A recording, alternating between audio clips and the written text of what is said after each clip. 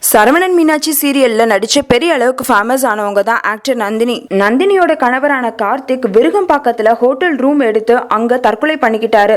இவரோட தற்கொலைக்கு என்ன காரணம்னு போலீஸ் விசாரிச்சுட்டு இருந்தாங்க. இந்த நிலையில போலீஸ்க்கு கார்த்திக் தற்கொலை செய்யறதுக்கு முன்னாடி லெட்டர் எழுதி வச்சிருந்தது தெரிய வந்திருக்கு. திருமணமான சில மாசங்கள்லயே கணவன் மனைவிக்குள்ள கருத்து வேறுபாடு வந்து பிரிஞ்சிருக்காங்க. நந்தினி தன்னோட அம்மா வீட்டுக்கு போயிட்டாங்க. நந்தினி பிரிஞ்சு போன கஷ்டத்தினாலதான் கார்த்திக் ஜிம்ம வித்துட்டாராம். இந்த நிலைமையில தான் நந்தினியோட கணவர் குளிர்பானத்துல விஷம் கலந்து குடிச்சு இறந்து போயிருக்காரு.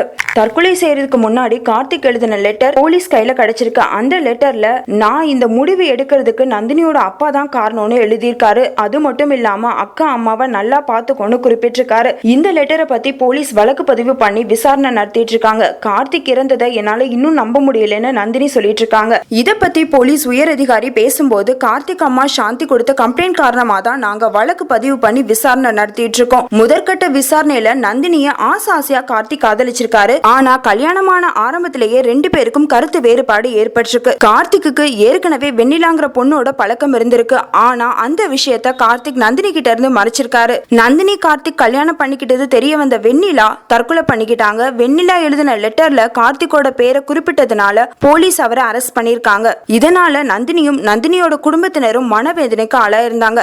இதுதான் கார்த்திக்கும் நந்தினிக்கும் இடையில கருத்து வேறுபாடு ஏற்பட முக்கியமான காரணமா இருந்தது. இதை தவிர வேலை வாங்கி தரேன்னு சொல்லி கார்த்திக் சில பேர்கிட்ட பணம் வாங்கி ஏமாத்திருக்காரு. இதனால நந்தினி கார்த்திகை பிரிஞ்சு தன்னோட அம்மா வீட்டுக்கு போயிட்டாங்க.